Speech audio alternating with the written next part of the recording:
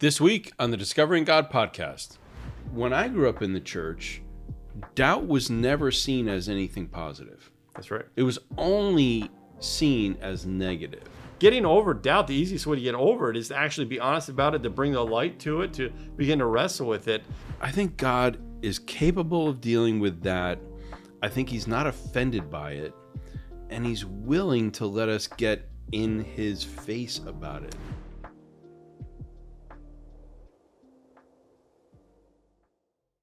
Thanks for tuning in to another episode of the Discovering God podcast. I'm Jeff McLean. I'm Rip Wahlberg. And we're excited to have you with us as we enter in a conversation on doubt. In fact, recently, Rip, I've been aware that one of the most popular searches and questions that I see on blogs is, can I still be a Christian in doubt? Or what does it mean to be a Christian who experiences doubt? And doubt can mean a lot of things. I think often when we're talking about it, doubt looks like, or we assume it is, just the doubt of the existence of God. Would you agree with that? Yeah, if you look at salvation, right, and you're just looking at it through that lens of salvation, and the also either in or out, which there is a legitimacy to it, but yes, I think if you think you're doubting the existence of God, you're going to be worried about whether you're in or out. Yeah. But I think at the same time, there is a whole bunch of other doubt that we wrestle with as a people. I think, and I was just trying to think, like, what are the top 6 doubts that I see when I meet with people? And I would say the existence of God, though it is there, is not one of the most significant doubts that I see. I see people doubt the nature of God. Is God truly good? Are the attributes of God, are they really all-knowing and all-powerful? Does he really intervene in human affairs? This kind of questioning. And so I see that doubt show up a lot. A doubt of purpose, right? Like, is God really behind this? Is he allowing this? Is he directing this? And so there might be this existence in God belief, but at what level is he actually intervening? Another doubt is revelation of God. So, does God reveal himself? Are the scriptures to be trustworthy? Is there authenticity and validity to them? Or revelations that people have supernaturally? And I see a doubt around that. I also see doubt around what I'll call justice, or God's act of justice and judgment in the world. Is he truly got our best interest in heart? And then I would also say I see a lot of doubt around personal relationship.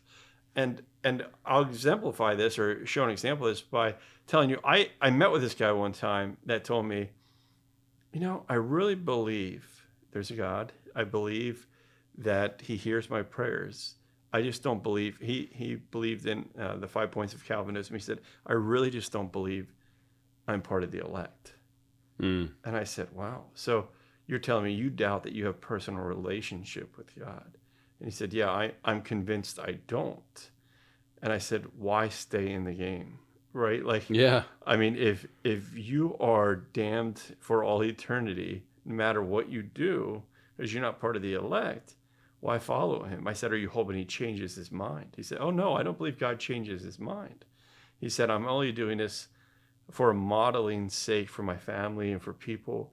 And I thought to myself, while that is truly trustworthy, I mean, like, noble, sort of. Yeah, that's what I'm saying. But at the same time, that doubt that he's in personal relationship with God is a severe doubt. And so what about, is there any other doubts that you see surface that maybe I left out?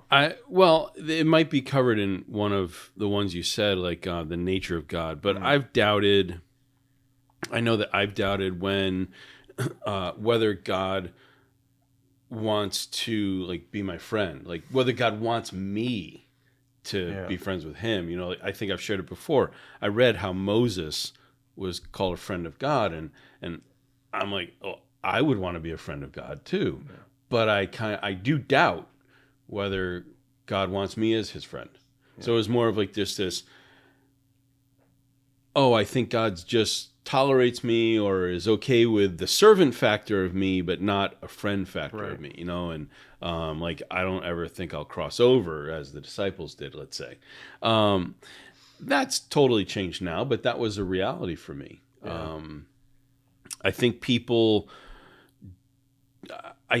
they doubt their salvation security, let's say. Mm-hmm.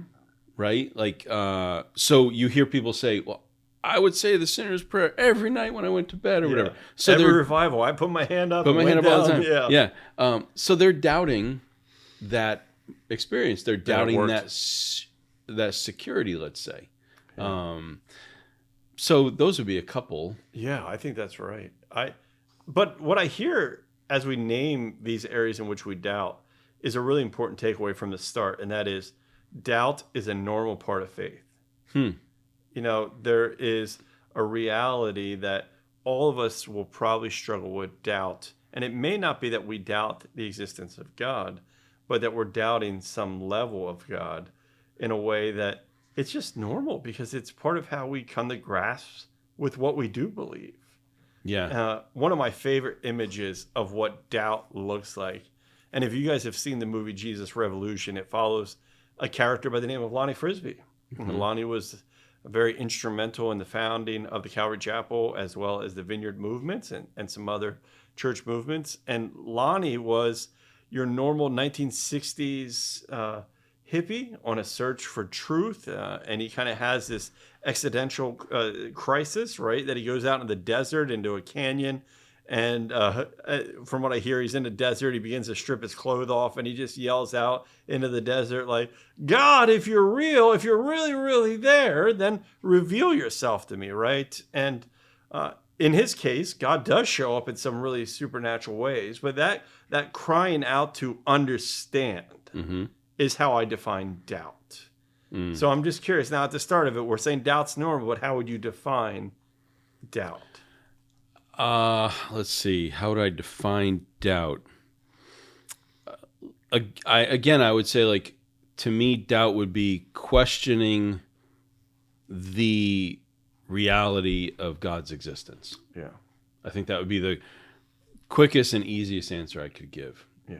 To question the reality of it. And I think that we have to be careful, though, and say, like,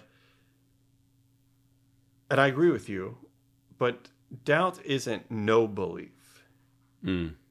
There's holes in the belief. Not believing is not believing.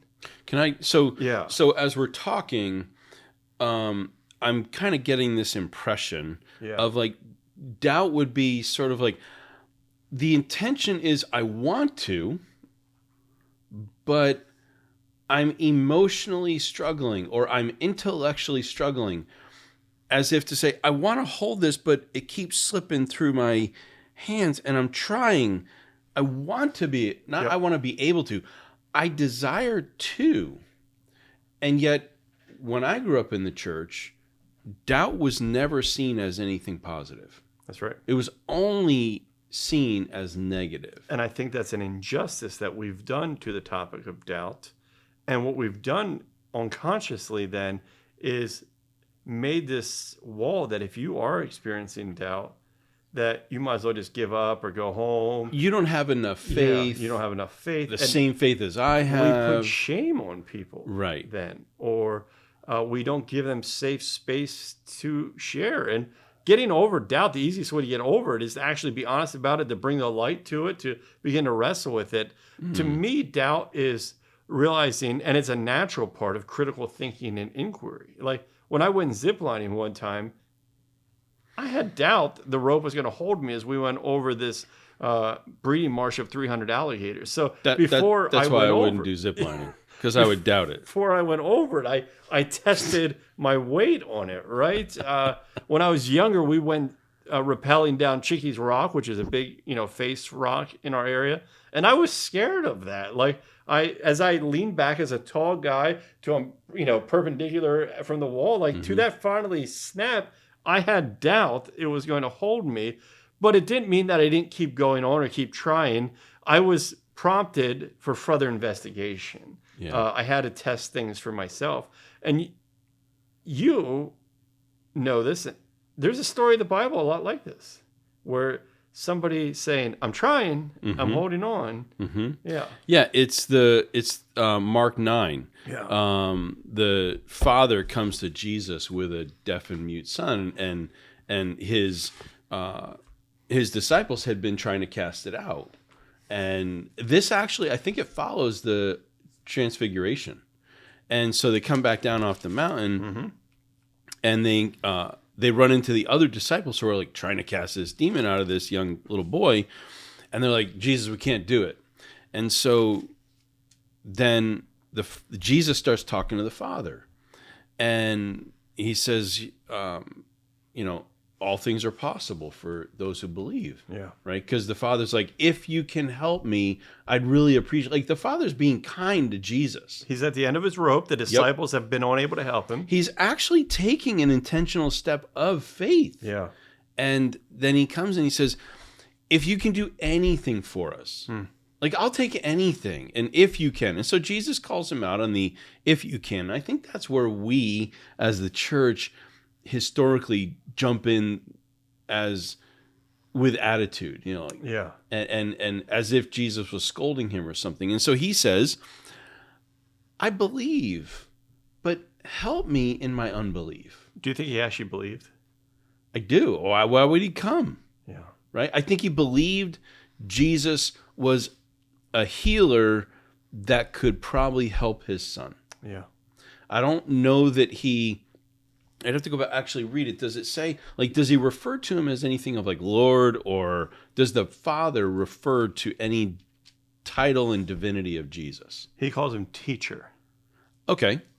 So he sees him for sure as somebody with great authority. Usually those in his culture with great authority had some sort of, proof on them, or an authority with God's presence. He sees something that sets Jesus apart. Yeah. But not necessarily divine. I don't think he sees him as divine yet. Right. Yeah. Yep. And I think which is why I think this follows the transfiguration, because it's kind of playing into he really is. Yeah, right. And so it's like to me, Jesus doesn't. Well, maybe we could take him as criticizing. Some could interpret that, but I don't think he does. I think Jesus, most of the time we hear what sounds like a harsh word. Like Jesus calls his mom woman. And it's actually the culture, whatever it is, the culture, it's like saying, probably something like mama or something, something gentle. It's an endearing. And in this, I think he's looking at the guy and he's not scolding him. And so the guy says, I believe in you. It's hard to trust this with this amount of weight. Yeah. All my emotion and all my years, my son's been sick. He's probably tried every home remedy. And he's probably prayed 1,000 times. 1,000 times. It's similar to now if you hear the person that's like, I've been to every famous faith healer kind of thing. Yep. And I have met these people. It's very similar to that. And then they start to have, I'm just getting tired of emotionally investing. Yeah. And I think that's what this guy, when he says, help my unbelief, I think that's more what he's saying. Like, I'm getting tired of hope and being let down. And, right, yeah. His whole life he's been wrestling with this. He's tried everything. He's tried the disciples, and there was probably another letdown after that, right? After he's like, I asked your disciples to drive out the spirit, but they could not. But they couldn't. Right? Yeah. Here we go again. Letdown. Like, I got my hopes up. I got out of my house with my son. I've put my vulnerability on display. Right. And yeah, Lord, I'm not sure I really believe, because I want to, because I've heard the stuff you're capable of. In fact, his statement of, I believe, but help me in my unbelief, I think he's actually more genuine than the rest of us, let's say. I agree. I think he's being more genuine and more real because we put on basically masks and we put on a facade of faith because we know we're not supposed to do this. And I think this guy's being more real than we do in our present day. yeah, I want to be careful. We understand he's not faking it to make it, right? Mm-hmm. I continue to see these stories on Instagram and TikTok and Facebook where people say, manifest your belief or just believe it to see it come true. And usually that was about prosperity and health and wealth, but I'm seeing people do it now in relation to Jesus as well. They're like, just, manifest your faith in Jesus. You just got to keep believing and it's going to be there. And he's definitely reaching out and trying, but this statement isn't about manifesting. It's about just being honest where he's at. Mm-hmm. And, to me, manifesting or believing that, fake it till you make it, you're putting on a front that you're already there and you're never going to get there as a result. This guy is going, I want to be there. Yeah. But I'm going to put it on the table. But I'm human. I'm not. I'm human. I've been through stuff. I'm not even, I'm just talking about, I'm trying to pursue belief and I'm confessing that I want to believe, but it's hard. Yeah. And I was thinking, where else do I see stuff like this? So Isaiah came to my mind. Okay. In Isaiah 41:13, God is talking to Isaiah. He's talking to God's people through Isaiah. And he says, for I am the Lord your God who takes hold of your right hand, right? Not your left hand, your right hand. I'm coming as a support, a stable force in your life and says to you, do not fear, I will help you. That sense of do not fear, do not doubt is another way of translating that word as far as I understand it. Like he's saying, look, you guys are in a shadow of yourself. But I need you to realize who I am and what I'm capable of. I'm holding your hand. And there's this sense, same thing here with Jesus, where Jesus intimately steps in, where God steps in and says like, hey, I'm here. And in both of these things, I also realize we can't overcome doubt on our own. I see people try to read or deal with apologetics or get over their doubt on their own. And the reality is you will not get over doubt on your own power. Right? Mm-hmm. This guy says, help me. I know that you need to do it for me, right? I'm at the end of myself. Yeah. Isaiah is, this statement from God saying, just reach your hand out. I'm going to hold your hand. It's going to be on me. Fear and doubt can't be conquered on our own. It's about recognizing our helpless state. And I imagine especially in this story, a guy where it's his children, it's out of control. It's terrible. And about this, William Barclay, one of my favorite commentaries, he writes, Jesus had come into the world to save the world, and yet he could give himself entirely to the helping of just one single person, right? And in this story, we just see the intimacy of Jesus. Like, he's there to help. He wants to be there. And so if you're in a doubt season, I think the same thing is true for us, that Jesus is willing to step in. We just have to be honest about where we are. Don't fake it. Mm-hmm. And realize it may be a long journey too, because if you think about it, this guy's been through this for a long time. It's not going to be instant. Keep saying that line, right? I think help me. Right. The sincerity. I think Jesus really God loves the sincerity, and I think he'd rather we were honest with him, even if it was, I don't even know that I believe you exist. Yeah. Right. If our heart attitude is, I really just want to, I'm so hurt and I'm hurt by this and that, and I feel let down by you. Where were you? And I think God is capable of dealing with that. I think he's not offended by it, and he's willing to let us get in his face about it. Yeah. Ultimately. What's funny to me about this statement though, the very next thing, right, Jesus' statement in verse 19, before the man says, hey, I need help, right? Take pity on us. Mm-hmm. Jesus says, you unbelieving generation. Mm-hmm. And we get this statement where if we're not careful, this looks like that shame for doubting. And what I would say about that is, the unbelieving generation isn't doubt. And this is why I asked us to define doubt in the beginning, because to me, these are people that their hearts have become so hardened, or he's probably talking to his disciples because they've been unable to, I don't think he's talking to the man, the father. No, I think he's talking to his disciples. Because they weren't able to deal with this, right? And he's like, they've already resigned that it's not possible. And if you resign in your faith that it's not possible to know, and you just have to embrace the mystery, you're going to actually kind of stunt yourself in some way too. Jesus is talking about, guys, you guys have turned yourself off to believing, and here comes this guy that says, well, I want to believe, and I'm just putting it out there. And that's the guy Jesus shows up for, right? He's not going to force himself in where we've closed our minds and our hearts off to him. It's those that are honestly, I'm still seeking, I'm still going after. Yeah, he's never there. I can't find one time in the Bible and in the Gospels where Jesus rejected the sincerity of a Gentile, let's say, like someone who was just struggling. Nope. Right? The people that he was harsh with were the religious facade people. We're faking it to make it. And even those guys, I've heard people say, let's not be that hard on the Pharisees. They were pretty sincere about their pursuit of God. Like, let's give them credit for that. And I think, okay, I think that's fair. But it was when they cloaked it with the religious stuff of, I'm okay, and, you know, where we know it's a facade. Yeah. And he went after that kind of stuff, much less worse. He never, this sincere stuff, like, and it's interesting, the woman, right before this, I think, wasn't it that he healed the woman with the issue of blood? Was it right before that? Yeah, that might be. I think you might be right. I just moved past it. I don't know. Maybe the way of the cross. Maybe not. Maybe it was around. No, I don't. Anyway, but think about that still. She reached out and touched him sheepishly. Yeah. And he turns around like, who touched me? I felt power go out of me. Yeah.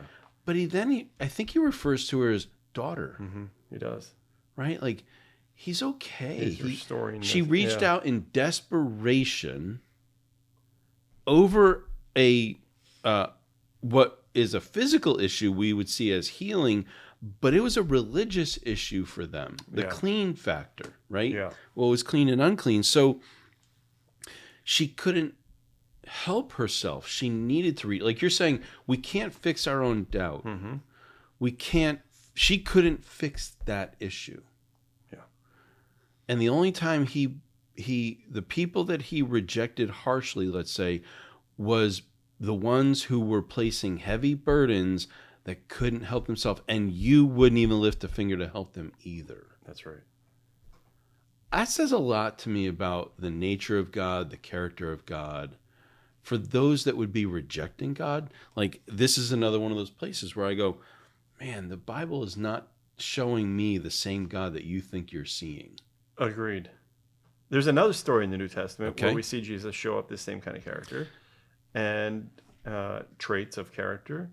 And I think this one might be even more famous when it comes to doubting in the New Testament. Yeah, it's because you can make this a nice, easy catchphrase, Doubting Thomas. Yeah, right. We call him Doubting Thomas. He shows up in John 20. In John 20, he had been out to lunch, let's say. He went to the convenience store or something while Jesus showed up to a bunch of his followers. He's back after from the resurrection. Dead, shows up, and Thomas misses out. And what does Thomas say? Right, yeah. He says, nah, I'm not going to believe, right, until I touch for myself. Until. And I think we take, again, when I've heard this in the church growing up, maybe it wasn't actually maybe it was only my perception, but it felt like it was taught with a cynicism, like Thomas is being cynical and he's being arrogant and so forth. And again, I'm not sure. Like we put a lot of weight on the shoulders of Thomas that I'm really not. When I look at that passage, I don't see Jesus putting that weight on him. Not at all.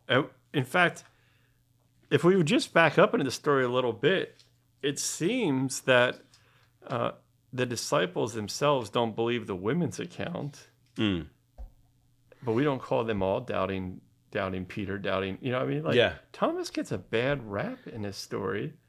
Exactly, because here's the other thing. He switched right away. Yeah. It wasn't like he kept pushing, because someone that's really cynical, and you can provide them with evidence, and they're still going to want to believe what they believe, what they want to, right? They're going to be hard to change their mind. This didn't happen. He didn't doubt Jesus as Messiah. Mm-hmm. So there wasn't that salvation factor. We would usually attribute the doubt to a salvation type thing. He doubted the resurrection. Now, wouldn't you? Yeah. Right?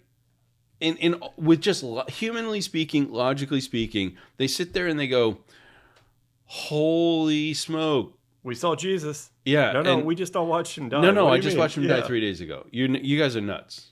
I won't believe it unless. And we think because Jesus says, blessed are those who don't need to see proof. Mm-hmm. We think because he's saying that blessed thing, that he's chastising Thomas and even harshly. Right, and saying, but the better way is. The better way, and you're lesser for having done this. And I think by naming him Doubting Thomas, we do that, right? Yeah.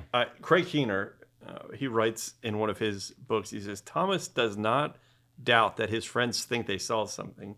He only doubts the nature of their experience. Mm. And he goes on to say about Thomas's response. And so this is where I might disagree with you a little bit. Mm-hmm. He says Thomas's response, the one where Jesus shows up, in the next part of the story and says, hey, I'm here. And Thomas touches him. At that point, he confesses Jesus's deity. Like he realizes Jesus is divine, that he truly is God at mm-hmm. that point.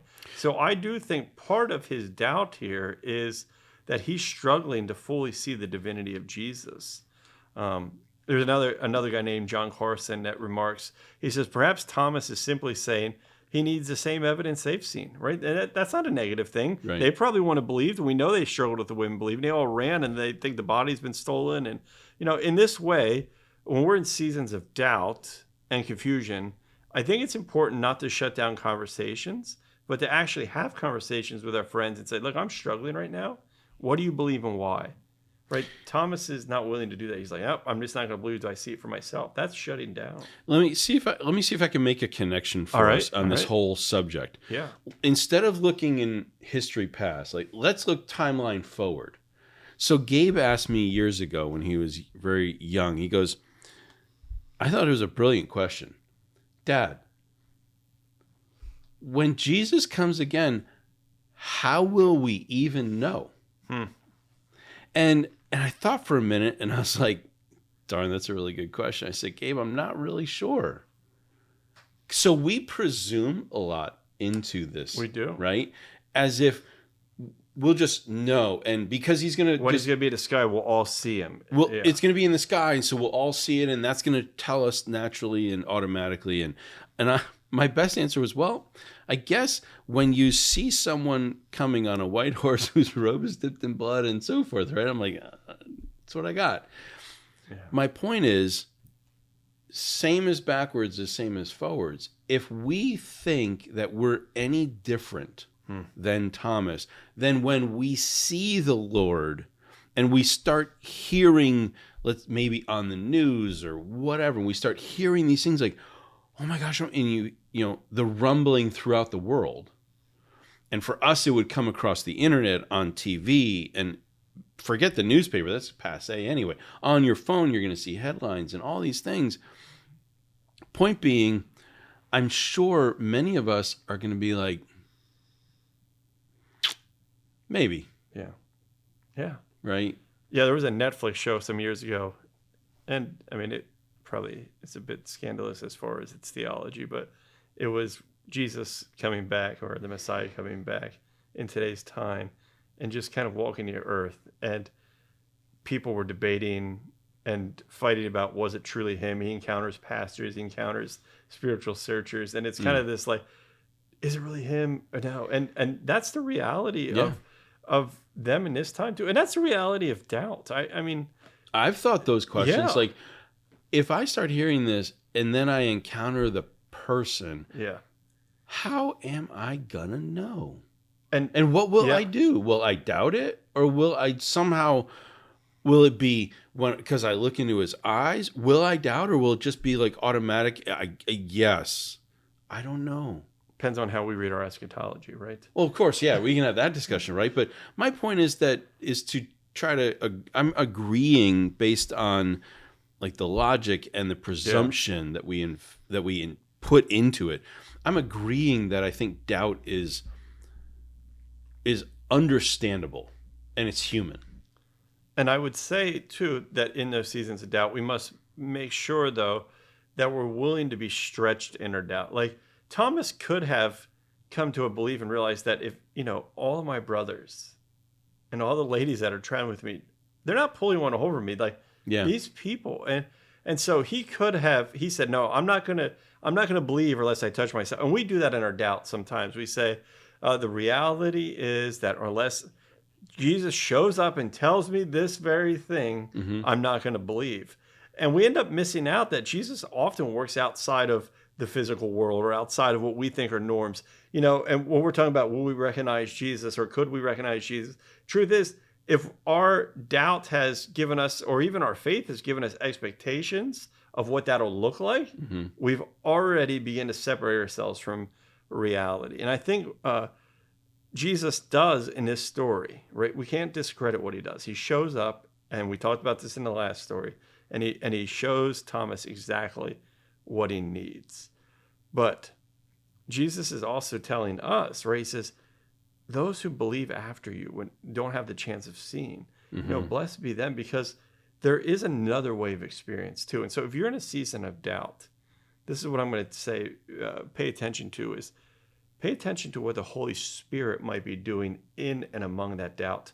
The way that doubt might be just deconstructing you in some way so you can reconstruct your faith in better ways.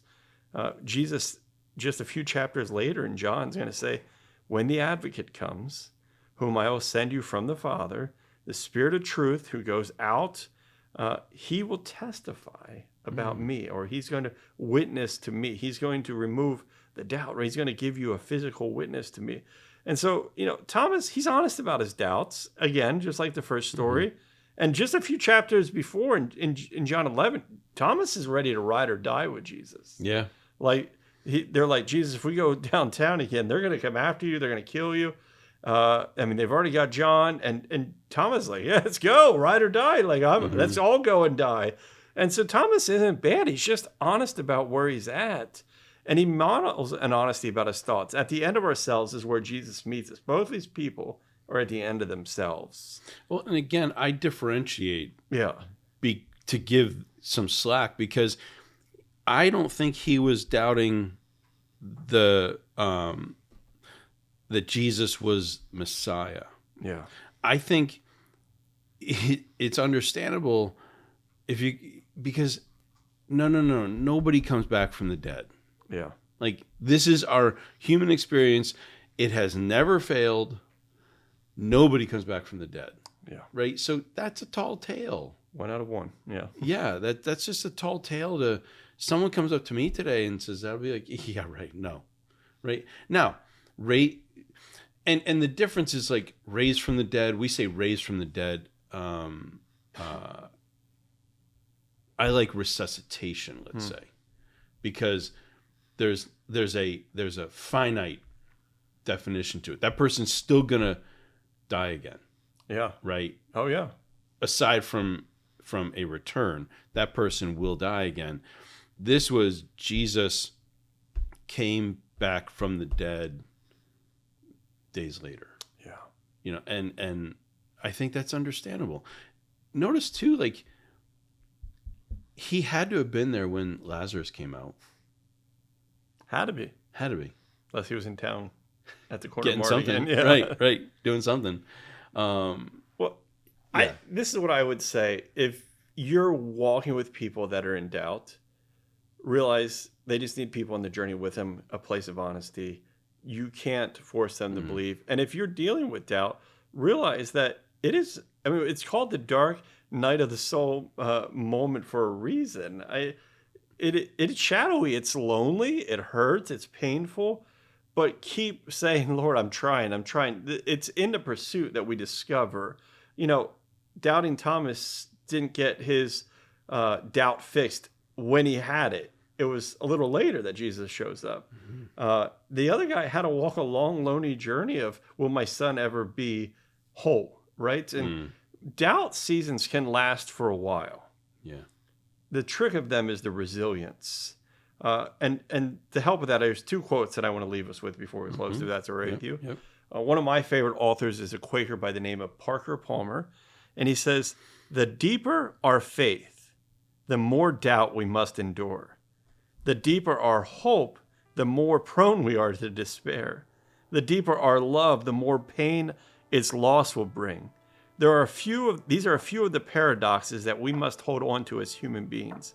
If we refuse to hold them in the hope of living without doubt, despair, and pain, we also find ourselves living without faith, hope, and love. In other words, it's in the pain, it's in the suffering, it's in the doubt that we actually experience Jesus. When we reach the end of ourselves, it's where we experience it. It's a paradox, sure, but doubt shouldn't be scary. It shouldn't be, it's a normal part of believing, because it's in doubt. We're reintroduced to who Jesus is if we push on. And the last quote is from John Wimber, the founder of the Vineyard Movement. A statement that I've held on over the years in my own seasons of struggle is, believe your beliefs and doubt your doubts. And what he meant by that is, the same way that you are doubting your beliefs, apply that same rigorous doubt to your own doubts, that the things that you are saying now as truth might be just as wrong as what you thought your beliefs were wrong about. And doubt your doubts. Be willing to scrutinize your doubts and keep your eyes open, because I think in these seasons, right, God reintroduces himself to us. He uses these seasons and suffering seasons to reintroduce himself. Yeah, no, that's good. That's a good discussion, Jeff.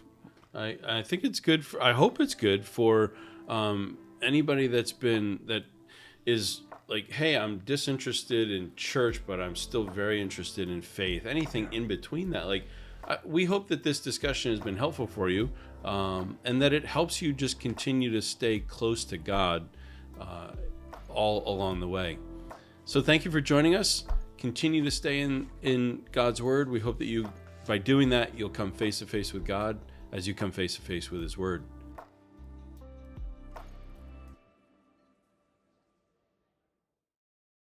We hope you enjoyed another episode of the Discovering God podcast. And if you did, please like, share, subscribe, and comment. And you can find us on all the social media platforms under Discovering God. Just look for the compass.